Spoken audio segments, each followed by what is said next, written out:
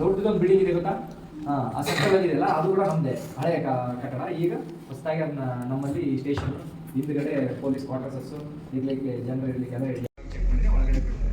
ಇಲ್ಲಿ ಇದು ಮತ್ತೆ ಇವರು ಯಾವಾಗ ಬಟ್ ಇವೆರಡು ಯಾರು ಇಲ್ಲ ಅಂದ್ರೆ ಕೂಡ ಠಾಣೆಯಲ್ಲಿ ಇವರಿಬ್ಬರು ಕರ್ತವ್ಯ ಮಾತ್ರ.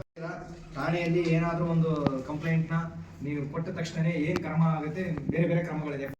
ಅಧಿಕಾರಿ ಕೇಳ್ತಾರೆ, ರ್ಯಾಂಕ್ ಆಫೀಸರ್ ಹೇಳ್ತಾರೆ, ಅವ್ರು ಕೂತ್ಕೊಳ್ತಾರೆ. ಸ್ಟೇಷನ್ ಹೌಸ್ ಆಫೀಸರ್ ಅಂತ, ಸ್ಟೇಷನ್ ಹೌಸ್ ಆಫೀಸರ್ ಅಂತ ಹೇಳ್ತಾರ. ಇದಾಗ ಇಲ್ಲಿ ಕೂತ್ಕೊಳ್ಳೋಂಥ ಒಂದು ರೂಮ್ ಇದೆ ಆಯ್ತಾ. ಇದೇನಾದರೂ ಜಾಸ್ತಿ ಏನಾದರೂ ಮಾತುಕತೆ ಏನಾದರೂ ಇದ್ದರೆ ಅಥವಾ ನೀವು ಯಾರು ಗೆಸ್ಟ್ಸ್ ಬಂದರೆ ಇದೇನು ಗೊತ್ತಾ, ವೆರಿ ಗುಡ್. ಇದು ಕೈದು ಇದು ಕಾದು ಅಂದರೆ ಎಲ್ಲಾಗಳ ಡೀಟೇಲ್ಸ್ ಕೂಡ ನಮ್ಮಲ್ಲಿ ಇರುತ್ತೆ. ಸೊ ಒಂದ್ಸಾರಿ ಏನಾದರೂ ಸ್ಟೇಷನಲ್ಲಿ ಅದೇ ಥರದ ಅಪರಾಧ ಮಾಡಿ ಇದಾದರೆ ಅದರದಂತ ಕಳ್ತನ ಇನ್ನೊಂದು ಪ್ರಕರಣದ ಭಾಗಿಯಾದರೆ ಅವ್ರ ಎಲ್ಲ ಡೀಟೇಲ್ಸ್ಗಳು ಈ ಥರ ಇರುತ್ತೆ ನೋಡಿ ಆಯ್ತಾ. ಅಲ್ಲ ನಿಮ್ಮ ಶಾಲೆಯಲ್ಲಿ ಯಾವ್ಯಾವ ಥರದ್ದು ಮೇಂಟೈನ್ ಮಾಡಿರ್ತಾರೆ ಇಲ್ವಾ? ಅದನ್ನ ಅದೇ ಥರದ್ದು ಬೇರೆ ಬೇರೆ ನಿಮ್ದು ಮೇಷ್ಟ್ರು ಬಂದ್ರು ಹೋದ್ರು ಇಲ್ಲ ಅಂತ ನಿಮ್ದು ಅಟೆಂಡೆನ್ಸ್ ಬುಕ್ ಇರುತ್ತಲ್ಲ ಅದು ಕೂಡ ರೆಕಾರ್ಡ್ ಬುಕ್. ನಿಮ್ಮ ಅಟೆಂಡೆನ್ಸ್ ಡೇಟ್ ತಗೊಳ್ತಾರೆ ಅದನ್ನೆಲ್ಲನೂ ವರ್ಷದ ವರ್ಷ ಈ ಇನ್ನೂ 10 ವರ್ಷ ಬಿಟ್ಟರು ಕೂಡ ನಿಮ್ಮ ಅಟೆಂಡೆನ್ಸ್ ಬುಕ್ ಶಾಲೆಯಲ್ಲಿ ಇರುತ್ತೆ. ಅರ್ಥ ಆಯ್ತಾ? ನೀವು ಈ ಶಾಲೆಗೆ ಫಸ್ಟ್ 1ನೇ ತರಗತಿ ಅಡ್ಮಿಟ್ ಆದಾಗ ಒಂದು ದೊಡ್ಡ ಬುಕ್ಕಲ್ಲಿ ಬರ್ದಿರ್ತಾರೆ ಗೊತ್ತಾ, ನಿಮ್ಮ ಹೆಸರೇನು, ನಿಮ್ಮ ತಂದೆ ಹೆಸರೇನು, ನಿಮ್ಮ ತಾಯಿ ಹೆಸರೇನು, ಅಣ್ಣ ತಮ್ಮ, ನಿಮ್ಮ ಯಾವ ಕಮ್ಯುನಿಟಿ ಇದೆ ಅಂದ್ರೆ ಯಾವ ಜಾತಿಯವರು ಕಮಿಟಿ ಕಟ್ತಾರೆ ದುಡ್ಡು ಆಯ್ತಾ.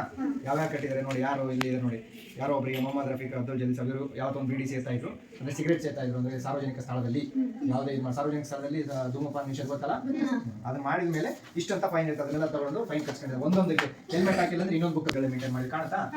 ಇಲ್ಲಿ ನೋಡಿ ಎಲ್ಲ ವರ್ಷಗಳ ರೆಕಾರ್ಡ್ಸ್ಗಳು ಇರುತ್ತೆ. ಯಾವುದೇ ಠಾಣೆಯಲ್ಲಿ ಯಾರನ್ನಾದ್ರೂ ಅರೆಸ್ಟ್ ಮಾಡಿ ಜೈಲು ಕಳ್ತಾರೆ ಗೊತ್ತಲ್ಲ, ಅವ್ರದೆಲ್ಲ ರೆಕಾರ್ಡ್ಸ್ಗಳನ್ನ ಈ ಥರ ಇಟ್ಟಿರ್ತಾರೆ ನೋಡಿ. ಎಲ್ಲ ಫೋಟೋಕ್ಕೆ ಸಾಥ್ ಇರುತ್ತೆ ನೋಡಿ, ಯಾವ ವರ್ಷದ ಮಾಡಿದ್ದಾರೆ ಕಾಣ್ತಾ ನೋಡಿ. ಅವ್ರೆಲ್ಲ ಡೀಟೇಲ್ಸ್ ಆಗಿ ಬಂದಿರ್ತಾರೆ. ಕಾಣ್ತಾ ನೋಡ